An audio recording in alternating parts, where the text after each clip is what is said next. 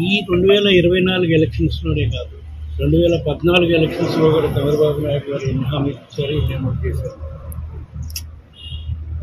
వాళ్ళు చెప్పిన హామీలు అమలు చేసే ఇది చంద్రబాబు నాయుడు గారికి లేదు. ఆ కూటమి ప్రభుత్వంలో వాళ్ళు ప్రశ్నించే ఇది కూడా లేదు. కాకపోతే 2024లో వాళ్ళు సూపర్ సిక్స్ హామీలు అని చెప్పి ప్రజల్ని మభ్యపెట్టి సూపర్ సిక్స్ హామీలు అమలు చేస్తామని చెప్పి ప్రజల్ని మభ్యపెట్టి అధికారంలోకి వచ్చారు. ప్రజలు ఇప్పుడిప్పుడే తెలుసుకునే కార్యక్రమం జరుగుతుంది. ఇంకా రాబోయే రోజుల్లో ఏ విధంగా ప్రజలు ఇబ్బందులు పాలవుతారు. తప్పకుండా మేము వాళ్ళు అమలు చేసినా చేయకపోయినా ప్రజల పక్షాన్ని నిలబడి ప్రజల కష్టాల్లో వాళ్ళకి అండగా నిలబెడుతూ వాళ్ళ పక్షాన్ని నిలబడి పోరాటం చేస్తున్నారు. మేనిఫెస్టోని ఇప్పటి వరకు పూర్తిగా పక్కన పెట్టినారు సార్.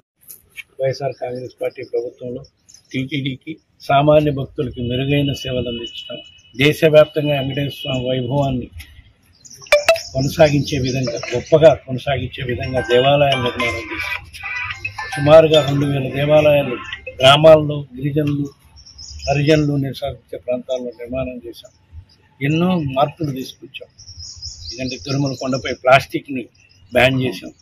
ప్లాస్టిక్ బాటిల్స్ కానీ ఇవన్నీ కూడా తిరుమల కొండపైన పవిత్రతను కాపాడటానికి ఎన్నో కార్యక్రమాలు చేశాం. వీటన్నిటికన్నా ముఖ్యంగా భక్తులకి, సామాన్య భక్తులకు శీఘ్ర దర్శనం చేసే విధంగా కూడా ఏర్పాట్లు చేయడం జరుగుతున్నాయా లేదా అని భక్తులే చెప్పాలి, ప్రజలు చూస్తూ ఉన్నారు.